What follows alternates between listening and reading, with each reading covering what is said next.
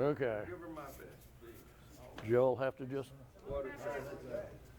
All right. Kosuke, Right. we're going to look at parts of the walk today, and what I'd like to do first is see what everybody can do. So let's do the walk. Courtney will count, which, no. Y'all can do it in a circle. I do it in a circle so that I can see people. If you do it, when I do it in a line, especially if I'm on the first, I'm not able to see people. But if okay, we can do it in a circle. And if you haven't done, yeah, most of y'all haven't done this before in a circle. Please do not look at the person across from you and try and copy them, because they're not doing the same thing at the same time. Ready? Each. Knee. Son. She. Go. Broke. She. Hachi. Each. Knee. Son. She. Go. Broke. She. Hachi. Each. Knee. Son. She. Go. Roke. She. Hachi. Each. Knee. Son. She. Go. Roke. She. Hachi. Each. Knee. Son. She. Go. Roke. She. Hachi. Each. Knee. Son. She. Go. Roke. She. Hachi. Each. Knee. Son. She. Go. Roke. She. Hachi. Each. Knee. Son. She. Go. Roke. She. Hachi. Each. Knee. Son. She. Go. Roke. She. Hachi. Each. Knee. Son. She. Go. Roke. She. Hachi. Each. Knee. Son. She. Go. Roke. She. Hachi. How many found that listening to Courtney go slow was hard to keep going and not have to stop in between stuff? You know, one of the things that I wanted to do with this is get input from everybody that wants to give input. One of the things that Carl used to talk about is the drop step. And he did this, I don't know how many times, but I never heard him explain it. I mean, if he did, I missed it. And that wasn't because I wasn't there or something, but you know, I never heard it. So anybody that knows the drop step, that knows how to do it, I'd like to see y'all do it and talk about it. You want to volunteer first? For me, the first problem is how do you take that first step? And to get this foot moving, I can either shift my weight, and well, we know that's not going to work. I can break this knee forward and let that fall happen. And that's using gravity to pull my body.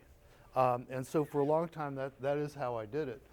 What I tend to do now is move my center, and my foot will fall underneath my center. If you just blindly move your center, your foot will 100% catch it. I remember that was something also that Carl talked about. And I think that's part of the drop step, that idea of letting gravity move your body. And once again, that's not me pushing, because Yeah. other ways you can move that foot is you can expand your stance and then pull your legs together. You can throw your body and then let momentum carry you up. That tends to put my weight on this foot though.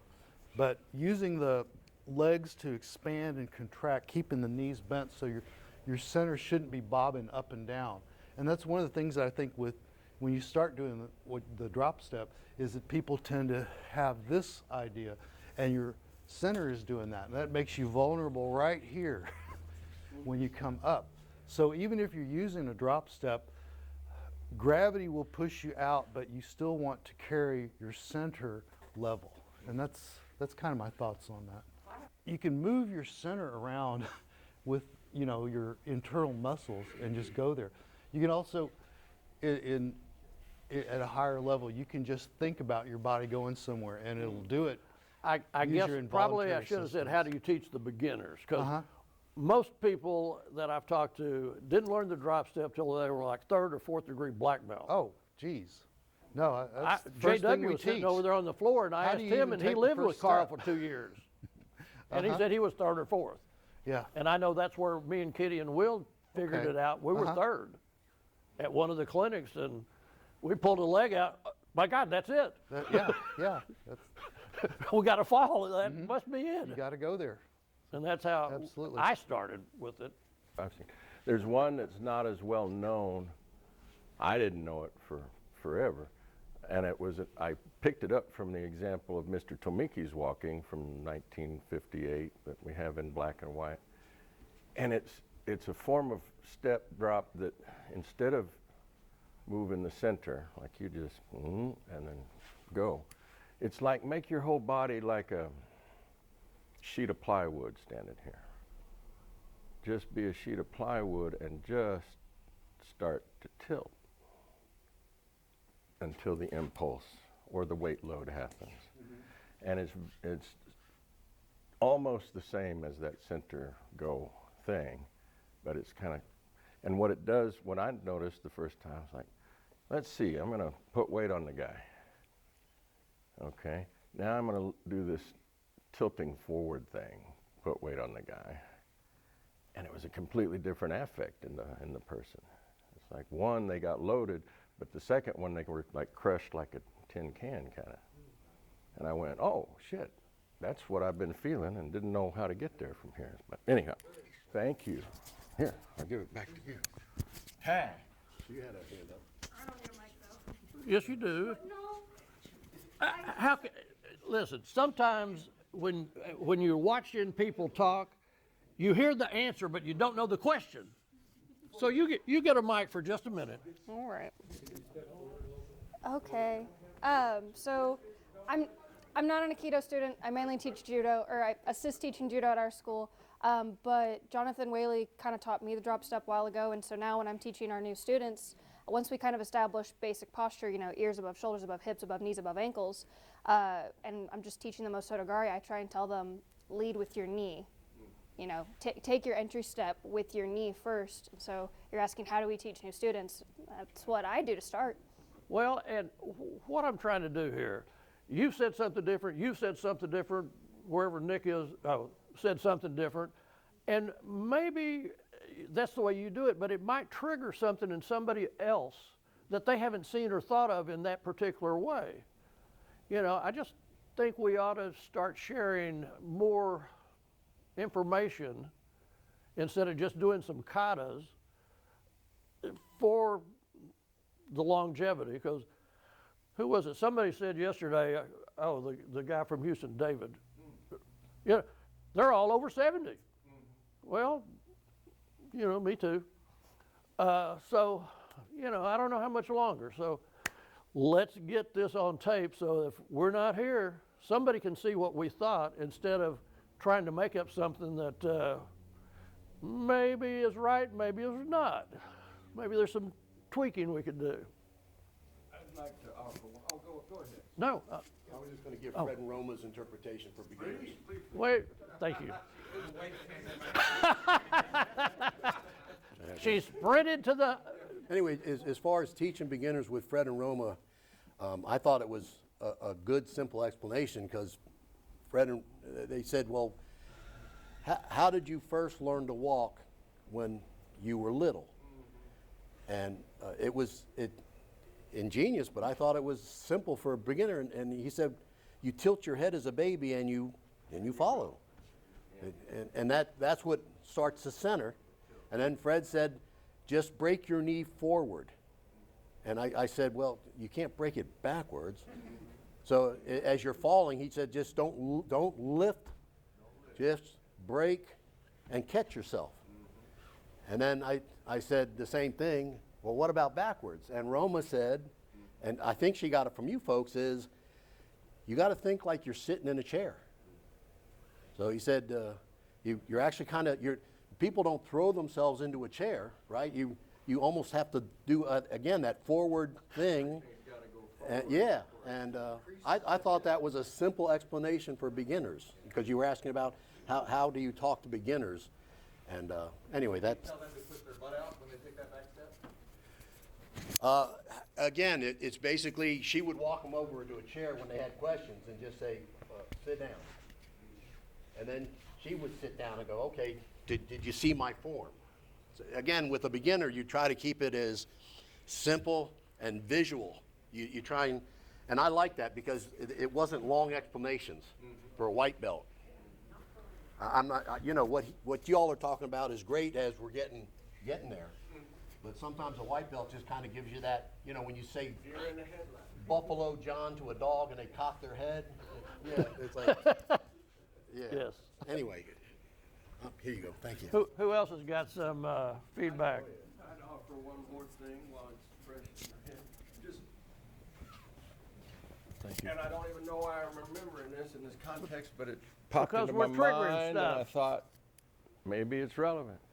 Merritt Stevens had an interesting default practice that he did that I'm doing right now, which is that when he would be present and aware of a potential threat in his life or whatever, and just standing around on the mat, he kept his center of gravity making little figure eights. That just was his, instead of doing the illusion of stability and standing still, which is actually tinier oscillations, and you're having to actually to do this, I'm going to stand like a statue thing. Still, no, he wanted to already be in motion. He wanted the center already active and in motion, and he had just chosen like a little infinity signal. And like you're just drawing a tiny little figure eight. And whenever the guy would spring, whatever part of that circular function he was on, he was already in motion. He didn't have to break inertia. He didn't even really have to decide to go if force is coming on him, because it's just going to extend what his body's doing right then anyway. And that little internal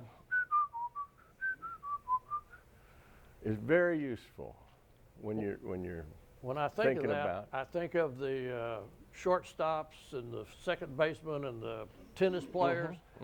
They're not standing still waiting on that. No. They're, Everything's out got there to be bouncing already around. firing. Even if they come over here and that ball's over, Yeah. because they're moving, they can still get there. But if Yeah. they're standing still, and that Right. ball, it's by them. And so Merritt was, he's a police officer, and he was teaching cops, and it was all about, defending the gun side and putting the guy into custody in under 6 seconds. That's what he aimed for. But it was this little funny thing that you'd only learn about after you've been through all the big gross movement stuff of knocking people on their ass and spinning them around and locking their arms and da-da-da-da-da. That's what the big seminar was about. But at the end of the day, by the end of that week, it was like the first Houston clinic I ever went to. That was the piece right there, that little figure eight. And any walking step comes off of it. When I was taught to walk, the rule, they gave us a couple of rules, or maybe 3. It's a moving meditation. Once you start, you don't stop until you get to the end. And your weight should be 50-50 on the balls of your feet in between steps. Mm-hmm. And that left a dilemma in my head. Mm-hmm. How in the hell do you stop without stopping? Mm-hmm. That's a Zen koan, brother. And that's exactly what you just did. I came about it in a different way. I did the big ass steps so that I could get them small, because I couldn't make my body do the circles without that big step at first. You know, you just didn't get. Well, cool.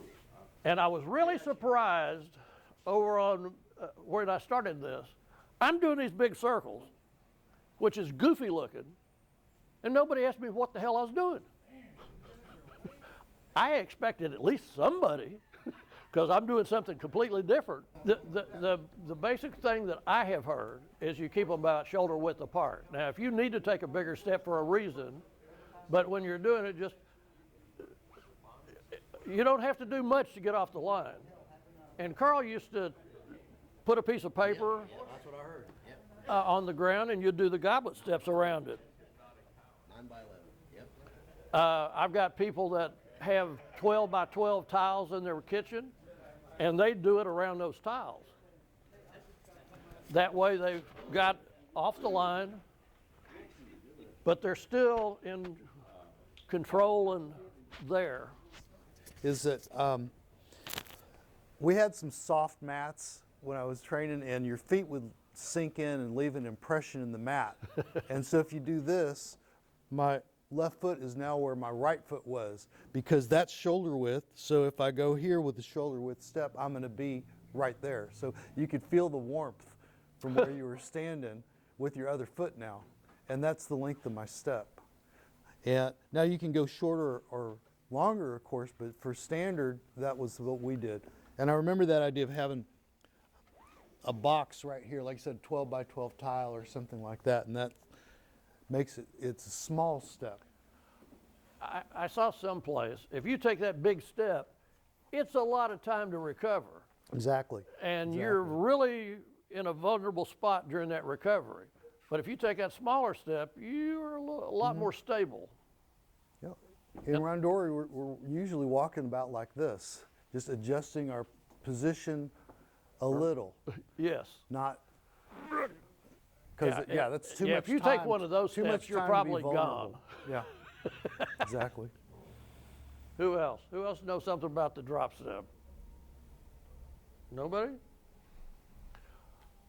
I do some different stuff. I watched y'all in the striking ones, and sometimes we will turn and do this. And in my mind, I'm going, why not just do 4 of them that way then? And come here. Take my arm and just pull it sideways. I use this. And I'm not quite there, but he's pulling on me, and I'm gonna put my center on him. I'm training myself that my center needs to be on that hand. I'm training that in the up and back down in the center. Yeah. I just start, and I play like somebody's pulling me. But I did it so that I can get my new people, put your center on your hand. Because if I can't pull him in front of me, but I can change it, positions and mess with him. Because he ain't expecting that. Yeah. I'm pulling you, I got you. One other thing that I do when we do I let this come up and guide my center. I've tried to find anything that I can do that I can work with my center. I let my center guide me before I go. Do you have something conscious that you do with the other hand in that I movement? generally try and pop it. Because most movements we were taught big, small, that you always match the motion of this hand with the small motion of the opposite hand. It engages both Yeah, sides. exactly. And in this guy here, what do you do with this hand? There's I just there's kinda this, leave it. there's this, there's that. I've seen I- different it was- methods.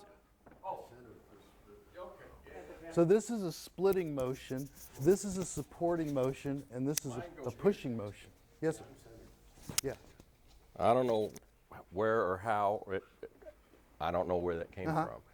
But mine starts in that thing here. Yeah. And as I get here, they both become. Yeah, they both feed. Yeah, Yeah, I tend to do that method. okay.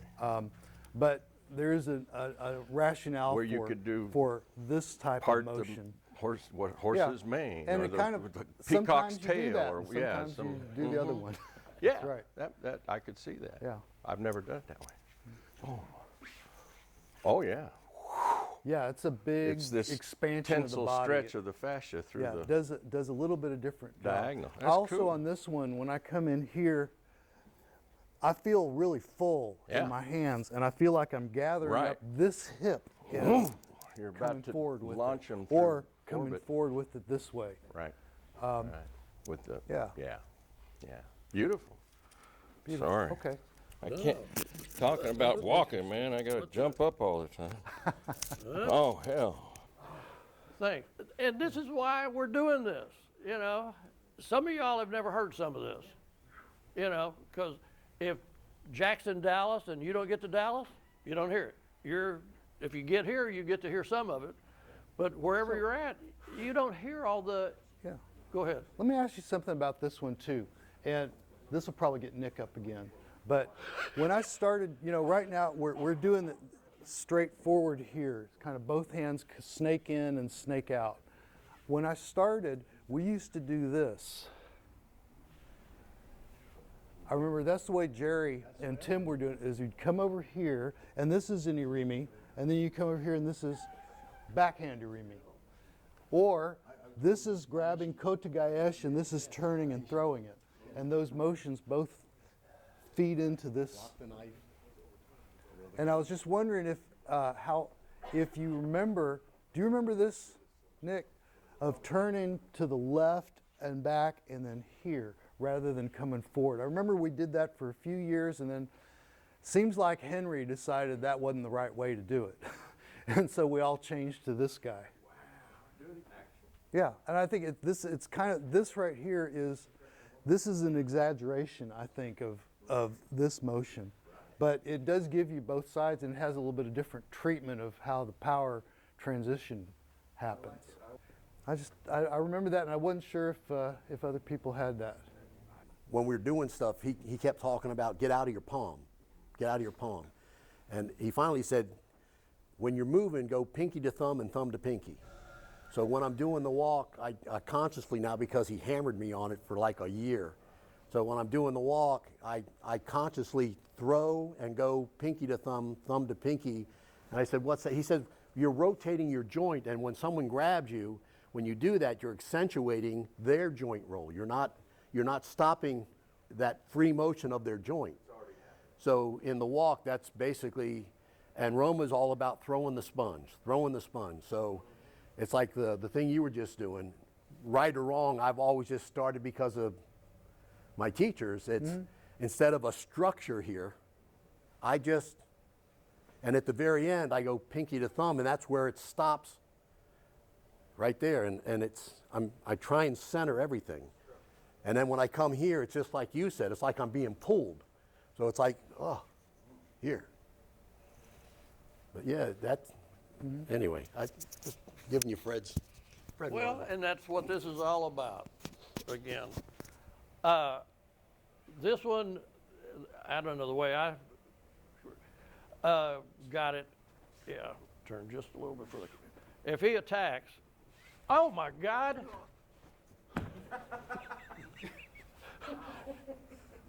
It was because all of these strikes Oh my God. Oh, was that out of the walk? Shit. That was the same one, wasn't it? No, this was the other one. All of those are balance breaks.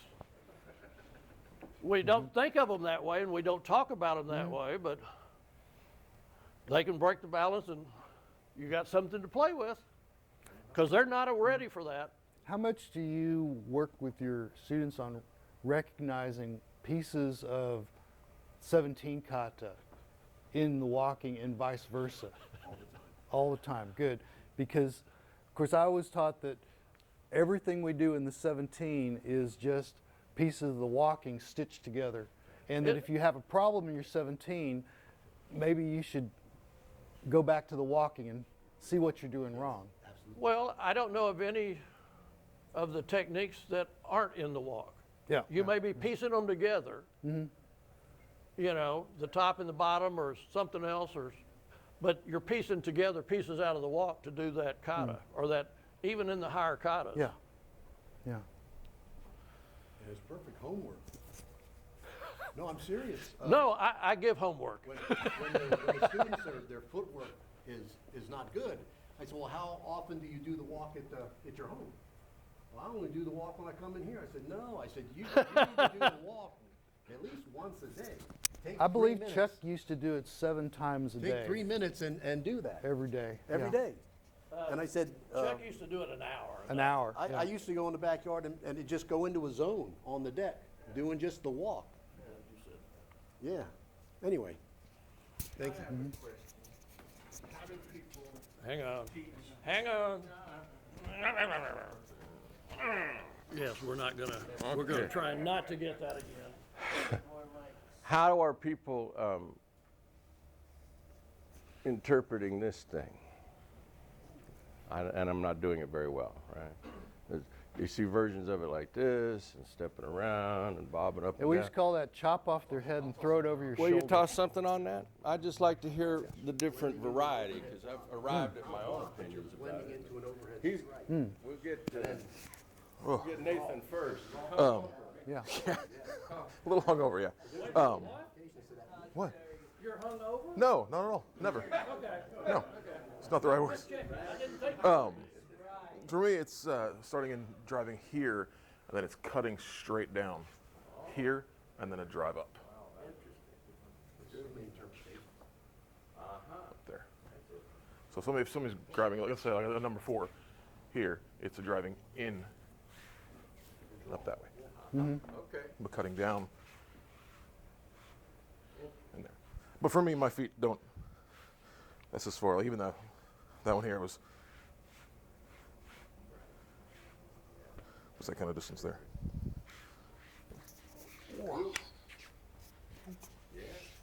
Anybody else got thoughts on that? I Demonstration? would bring it up because it always seemed like a mystery to me for a long time. I haven't figured it out either. I wasn't the only guy that Nick, I hadn't figured it out either.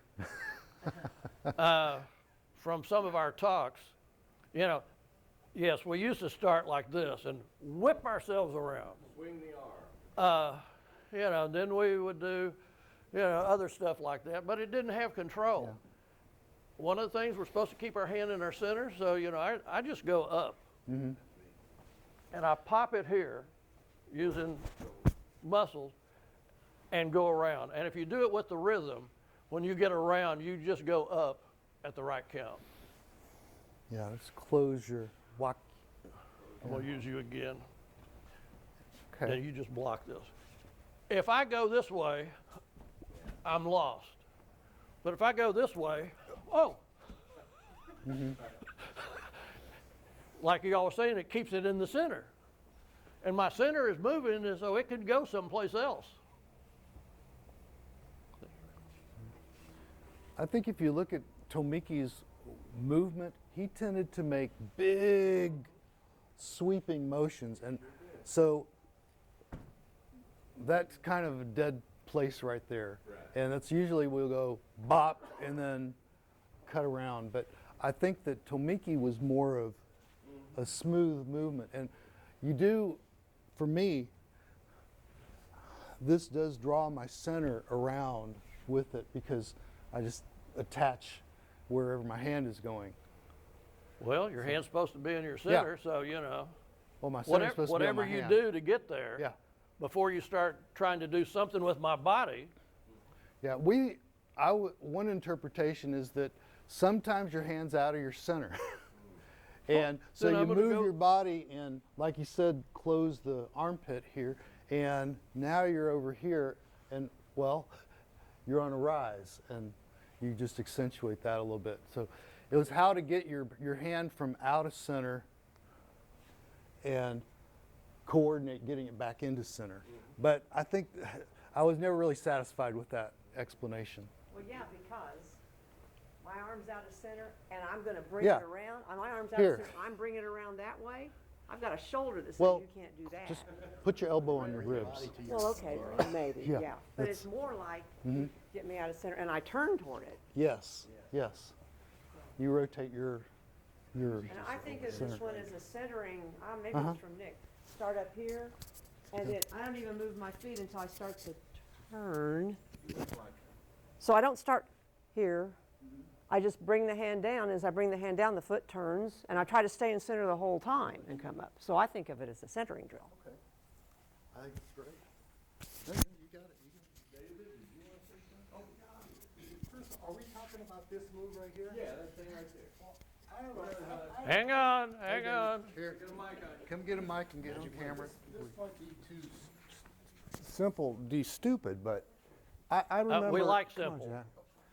I remember seeing this move. So I'm going like this, and he's grabbing me, and I'm trying to do the first release, but he pushes, and I go.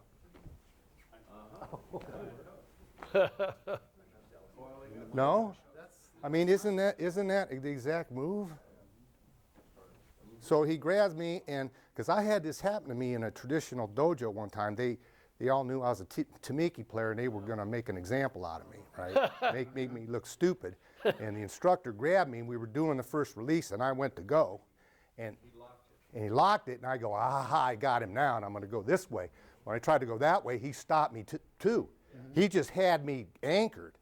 And I'm going this way, and I was starting to look stupid, and I was getting pissed off, and so then I just did tension, and everybody's eyes went, holy shit. But that's the movement I'm thinking here. That's just something, I thought it was that movement because I seen somebody do that at one time, and I go, shit, that's out of the walk. I mean, it looks, am I wrong? Doesn't that look exactly? You said about being out of sync on the walk. Just stop real quick on the first release. You know, I'm screwed right now. Opposite hand, opposite foot. But if I change, he's screwed.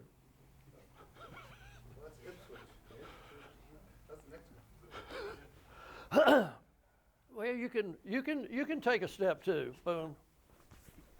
It's still, the hip switch is faster, but. What other questions anybody got? The reason I actually came up with this because I play golf. I'm sure you guys can relate. But anyway, I was swinging and ending up falling forward because I was intentionally putting the weight on the balls of my feet. And when I pulled back, so if you don't kind of settle to where it's close to 50-50, you are in the land of the force isn't going that way. And the ball isn't going that way. So, yeah. I expect it's true with. The evil. But maybe this is all for your subconscious and not to think about. Because if the Japanese changed it up so bad it wasn't even like Miss Miyake's design originally. And Miss Miyake always used to get mad about Loi putting names to it. She said that was stupid. Why? Why did she put names to it? But what the gist was you do this because it's just about every which way you can move. And when shit hits the fan, you don't get to philosophize about it. It's what you have trained your subconscious to do. And it comes out, trust me. I know these things. And thank God that's why I'm standing here today, because I didn't have to think about what was happening. I had done it so many times that the subconscious takes over and says, do this, stupid, or really you don't have that much time. Because when you got guns in your face and you don't have time to do that. You've got that much time to do it. Or you've got a knife and things like that. So really, and Miss Miyake indicated this too, seeing how she developed it. It was more about developing your subconscious, slamming it in there, getting it in your subconscious. And that's all it is. Because whatever you train with, however you do it, that's why we always used to emphasize 100% doing it properly. That's what your subconscious takes in. If it's a bad program going in, it's going to be a bad program going out. But honestly, when it really gets serious and the shit really, really hits the fan, you don't have time to think about it. I mean, there's been times when I hadn't done judo in years because my body's too bad. But I've had times where all of a sudden I did the most beautiful uchimata off a porch one time with a guy, landed on top of him with a shotgun. Had him in Yokoshi Hogatami, two arm bars and a choke. And I was busy telling him how bad I was going to kill him. And he still had the shotgun. Huh? You broke his leg coming off the porch? Yeah, he was, well, I was getting ready to blow his balls off because he wouldn't give me, and I still had control of the shotgun, but he had that death grip on it. And I said, well, I'm sorry. And I'd been talking to him quite a while, telling him how I was going to kill him if he didn't turn the shotgun loose. And he was screaming the whole time, please don't kill me, please don't kill me. So I said, I'm sorry, I'm going to have to kill you. And I was going to blow his balls off because I didn't know if he had AIDS or not. But all of a sudden, he rolled off the porch. And I'm going, oh, I know this already. And so I tucked in and I did a forward roll, hanging on to him, the Yokoshi Hogatami, and he fell off and broke his leg in half. And he was out there screaming, oh my leg, while I was beating on him. But these things, but what I'm saying is your subconscious is an incredible creature. And you would never believe how much it knows and how much it retains. In fact, a lot of times you don't have time to think about what you're going to do, and luckily, if you have trained in these things and done it over and over and over several times, it just comes out, and then all of a sudden, yes, sir. So it's muscle memory, and subconscious is the same thing to me, and so I use the term muscle memory more than I do subconscious, but we're saying the same thing, really. But anyway, that's all I've got to say is don't overthink it, really, because to Miss Miyake, it was always just do it this way, and they've changed. I mean, and granted, Mr. Tomiki did it different than we do it now, but it's all still about this. As long as these movements are out there and you're practicing these weird things and getting into. Your subconscious takes that and puts it in perspective, whether you realize it or not. So that's all I got to say about this. Just don't overthink it. I will say that there's been a number of people that have been out for a while, and they come back and go, well, I don't remember anything. And you get them out there and they start, and all of a sudden they're doing exactly what they should be doing. Yeah, that's a lie. When they come back, I don't remember. You never, if this is the great thing about the Tomiki system is you're able to practice this stuff in repetition and not kill each other. And you can do it, I mean, the repetition, and the other wonderful thing about it is you don't have to go fast. Just as long as you make your body go through the motions or put your body through the motions, your subconscious starts grabbing that and sucking it in. And then all of a sudden, you know it, but you don't know it. And I'll give you a perfect example. And I had a little, one of the sergeants in Midfield brought his daughter in one time and said, "You need to teach her Aikido." And I said, "Fine, that's good." She didn't want to be there. She hated that class, but she got out there and she did the katas, and she did the releases, she did the walking kata. I mean, she was doing it all the time. She didn't want to be there, but she did it. And she got up to, she was there 3 months. I was ready to promote her to green belt because she was excellent, but she didn't want to be there. And then she didn't show up. And I saw her father out one day, and I said, "Hey, what happened to your daughter?" He says, "Oh, let me tell you about that." It's like evidently some guy walked up and pinched her in school, and all of a sudden she about broke his arm off. And that's what this stuff is all about. You do this, and you do your repetitions of it. You just do it over and over and over, and believe it or not, it's in there forever. Yes. I mean, I've had several cases of just women that just before years ago, I had a guy bring 2 of his daughters to me to give them private lessons, and they were going off to college. Same thing happened. One of the girls, but they wanted to be there at that time, and they really wanted to learn. But 3 months, actually it was less than that. I trained, it was 3 months. They were ready for the green belt, and one girl went off to college. And she was living with, she had a girl roommate, and the girl roommate had a boyfriend that was abusive, was in there slapping on her one day. She walked in and put him in Tenkai Kodaneri and slammed his ass down and just almost broke his arm. Well, he called the college security on her, and they got over there, and he told them what happened, and they laughed at him. But I'm just saying, people do this stuff and they just don't realize how much they know. But that's one of the things about it.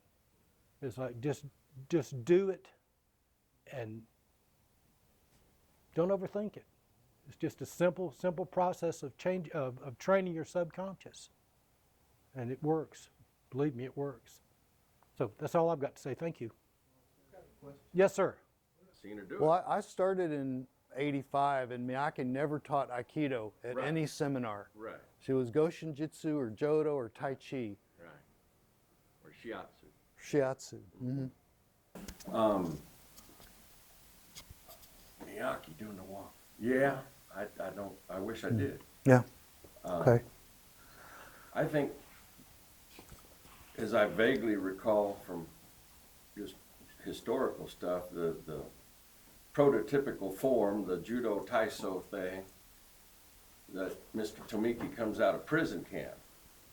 He's been locked up by the Soviets after being captured in Manchuria on the Japanese misadventure there, and was stuck in prison where he had no access to do any of his martial arts research. And the walking, as we think about it, is derived from a form called Judo Taiso, judo exercise, which he had to develop as something to do for himself in a cell, in a prison camp, to keep things jiving, to keep that subconscious cooking. And so you look back at that form, and it was fascinating, because when I was like a Sandan, that film first showed up, and I remember watching it and thinking, God, that's pretty bad. He's doing it all wrong. We know a lot better than that. It's like you're looking at, you're driving 1960s Oldsmobile and you run into a Model T and you look at the Model T and go, I think I can take that, Yeah. it's, yeah, and I put that down and never thought about it again until, I don't know, 15 years later, somebody brings the same film up to me and says, hey, what do you think of this? And I begin with my arrogant prick mindset of Sandan, of thinking, well, Mr. Tomiki, you know, that's nice that you did that, but not so cool. And I watched it again, and it just blew me the fuck away. There's a lot of amazing technical detail in that thing. And it informed everything after that for me about how I thought about what we're Yeah. doing with it. And So I haven't seen our version of the walking like in print or on film until I found this video. It was an anniversary demonstration from the Fujiwara sensei, and they had this walking that they started doing in the late 50s. I think it was late, maybe 60s, but it was what we do. And I've never seen that on any film or documentation. They did the releases the way we do them, which I haven't seen in it. You know, British guys don't do that. They do more of the Judo Taiso walking. And so I thought, that's the same stream that we're in right there. They had a little bit different order, like they would do first and third release and then second and fourth, kind of like Yonkata. But it was the way we do it. And they were very light and very delicate. They actually, in their walking, they had, if I remember it, they had 3 people come in and start doing the walking. And I'm thinking that they were doing it as a round where, you know, one person would start on, and then the next person would start while this guy's doing this. It was kind of a pretty method that they did that, just for the demonstration. Now we gotta try again, buddy. I'd dig that up for you. That is cool. That is cool. Yeah. Wow. Thank you, Jim. So anyway, it's not ab initio. It didn't just appear out of air. There's a history to it. I don't know if a relationship between Miyake and maybe and Fujiwara, but he is one of the old generation, from her generation. He was probably young. And the name of the teacher again? Fujiwara. Fujiwara. Yeah, I'll have to look up that video, Okay. send it to you. I've not encountered that. That's Yeah, cool. it's beautiful stuff. Wow.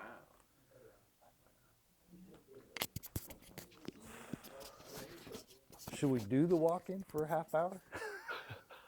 Yeah, get up and here. Let's Well, we got talk some more to about talk how about. how do we. Well, we're also Surprise. not talking. We're learning. But you were talking about how you give homework and tell them to do this at the house. What do you tell them to do? Just do the walk. One of the things I've gotten to do is, you know, if they get up to go to the kitchen, take a drop step and do the Oh, walk. yeah. Yeah, well, that's later on, when you start becoming a Aikido nerd, as we say. You just start doing Aikido and all of a sudden you're doing I'm Aikido. what? Yes. How do you open a door? Same hand, same foot. I tell them to go home and go to the cabinet. Yeah. Same hand, same foot. Right. Go Move to the your body, don't refrigerator, move same your hand, arm. same foot. Get that beer, same hand, or Coke or whatever. Yeah, yeah. I don't think I've opened a door like a normal person for 40 years. The problem is someone's watching you open and close the door like 40 times, you know, and what are you doing? I'm doing Aikido. Not in a row. Just, Yeah, it don't matter. My wife comes around the corner and all of a sudden I'm like this and she goes, "What are you doing? It's just me and you." yeah, Be glad I shut it down. right.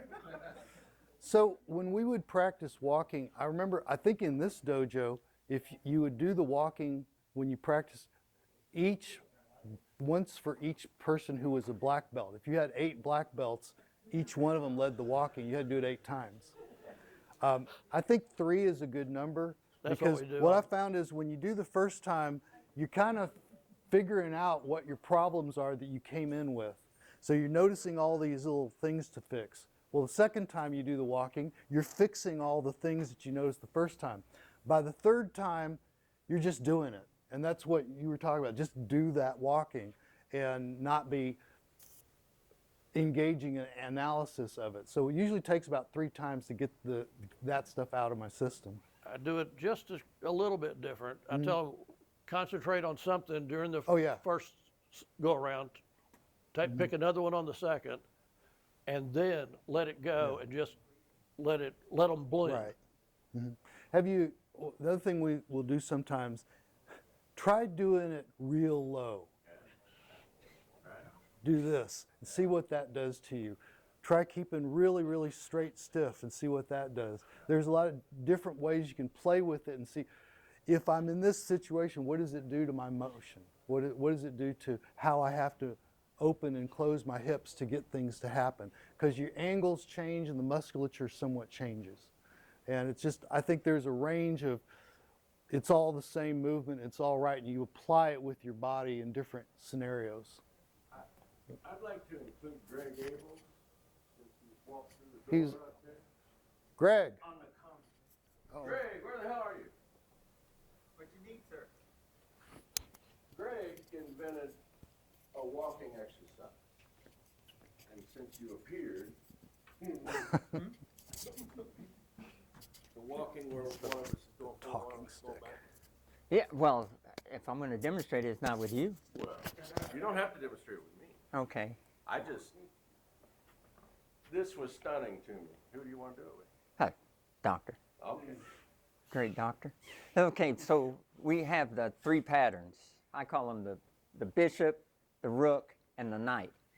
All right, the knight is the most devastating of the 3. So we're basically paired off. If I'm going forward, you're going backwards. So we're just doing the X pattern. Each, knee, son, she, go, roll, see, hot, yeah. Each, knee, son, she, go, roll, see, hot. Each, knee, son, she, go, roll, see, hot. And now, you go ahead and I'll follow you and extend your step a little bit. Not a lot. Okay. Right. Right. See any effects? Gotcha. yeah. Yeah. So, then you can also shorten your step a little bit, Funny the judo guy would, whichever pattern. the judo guy would think of that. Right? Oh, sorry. Sorry. You're doing Okay. the walk, John. There you go. There's all types of fudging that you can do. As long as the person is following you, you can experiment with lengthening, shortening, one side, the other. You can step with different patterns. I mean, if you, I'm just floating with you, but Okay. just throw in any step that you want. Right. All right. Yeah, that's Yeah. Now, I'm glad you didn't do a goblet. Why he doesn't want to do it with me? Beautiful, Greg. Greg came up with that, and Well, unless y'all want to do something or got something to ask or say, I'm going to shut it down 15 minutes and let y'all, some of y'all need the extra little break, maybe? I have one question, and this may be a off-topic thing, but because I know very, very little about Tai Chi and those types of things, but what little I've seen, their walking is very different. This sort of heel-toe kind of thing, this panther walk, and so I'm the worst at demonstrating it, but they'll hear and then sort of panther walk, sort of pull themselves onto that foot. I found myself, this is quite a while back, and I was just wanted to try something different, so I signed up for ballroom dancing.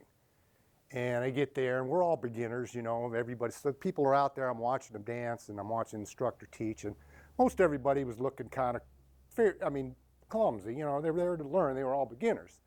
And I seen this one guy out there dancing with this girl, and I'm watching him. And after, and I'm doing it, and then everybody's taking a break, and I walked up to him. And you know how you can tell. And I walked up to him and said, "How do you do? My name's David, Aikido player." He looks at me like, "You're a martial artist, ain't you?" He goes, "Yeah." I said, "I'm thinking Tai Chi." He goes, yeah. How did you know that? You know me? Somebody know you know me somehow? I said, I seen how you were walking out there doing that dance. And he was just like, and what made me remember that is what Nick says. They practice it that, well, we do stuff like this too. You kind of do that, you know, it's just part of the form. And they don't move that way. I mean, he was moving like, you know, and he wasn't moving like, I mean, he was dancing, doing the steps, but he was doing it like this, you know? And it just blew his mind. He goes, how'd you know that? How'd you know that? You know me? I said, no, I never met you before in my life. I could see the way you were moving out there. Predators know other predators. Yeah. Yeah. In a sane universe, you have to be able to recognize the other tiger in the room. Right. It's important. Yeah. But just cause, like, well, in what he was saying earlier, I think it's part of that. You recognize it because that's in your subconscious too, I think. You know, you just pick up on it. Right. You're reading everybody else's movement. Yeah. I bet you dance better than anybody else too. Nah, not really. I'll just stick with the walk. Huh? I bet you didn't fall over your feet. You didn't trip up on your own feet when you No, I didn't trip on my own feet. No, I didn't do that. But yeah, well, dancing, you got to dance, you got to do it, you know. But this guy, you know, you could tell because he'd been doing it so long, he just could like not do. He could not walk that way, you know. So anyway. Thank you for the lesson. Well, it couldn't have been done without all of us. You know, everybody's got a piece, and nobody's got it all. You might have it for satisfactory for you, but you don't have it all. I am going to do one thing kind of outside the box. Somebody said it earlier about words, and if I say the word blue, most of y'all just went to a color. Now, I'm going to guarantee you, your color ain't like the color next to you. But what if I and blew out the candles? Words and numbers are just made up. We all agreed one is one. They can't prove it. You math guys can try, but every time I've looked up 1 + 1 = 2, it takes me to 1, and it always says assume. We assume that it's the one. Well, if you're assuming it, you don't know it. You can use it, we've agreed to it, and you've got a lot of stuff with it, but it's not an exact. So when somebody's saying something, kind of try and get to the bottom of what they're saying, because they can use the same words and it be something totally different. Go ahead, I'll ask you in a minute. I am going to tell you, if you ever need a good laugh, just a belly laugh, Google or look up Indian, the country, comic, and ass, A-S-S. Indian comic ass. Yes, and what you'll get is guys that are from foreign countries that don't understand our language trying to understand that word and how to use it. How to use the word ass. Wow. You're laughing and you ain't even looked it up.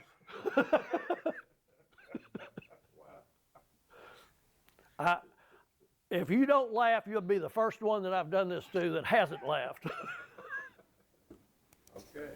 I had a question because it's not a big deal, but I came in really late, so I don't know different aspects of the walk that might have been covered, but I wondered if anyone discussed pre-turning the foot. No.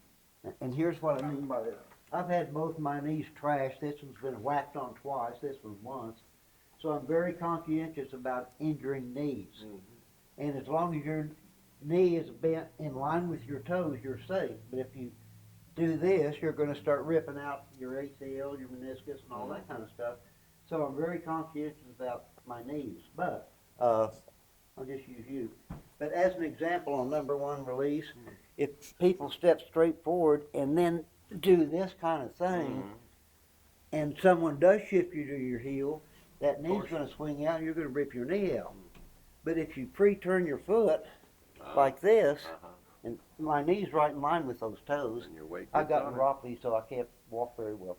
But if this is pre-turned, and the thing is, if I just step forward, I will automatically turn. I can't keep from it. Right. And in years past, in teaching my students, especially this part of the walk, or this one, where they would step out and swing themselves around, well, if you pre-turn that foot, you can't keep from doing that. And you will do it very slow and soft. You can do that the whole walk really slow, but you have to pre-turn your foot to do it.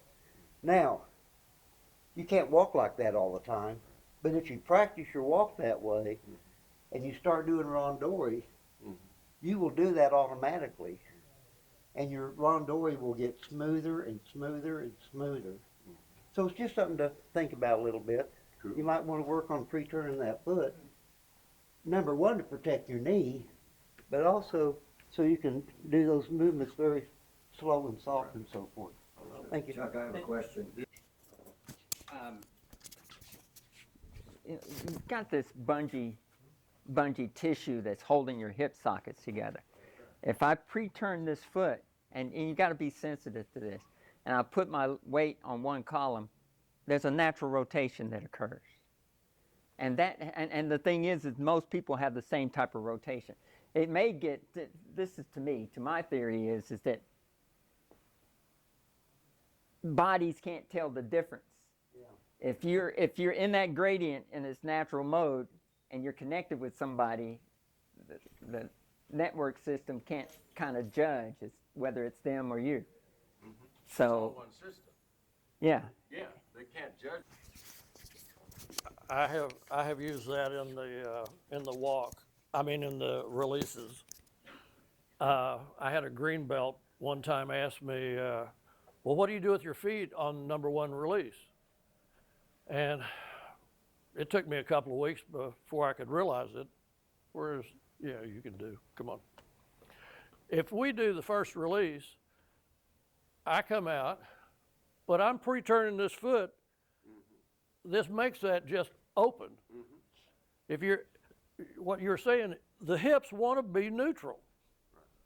If you turn them pigeon-toed and pick one up, it opens. If you widen them, your hips are out, you pick one up and it wants to close. And that's the third release, I'd go heel to toe. And that's the exact same footwork as Shomenate. Right. Anybody else? If not, We missed the 15-minute break. I know it.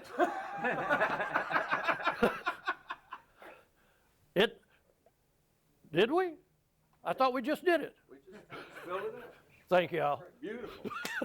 Beautiful. Thank you.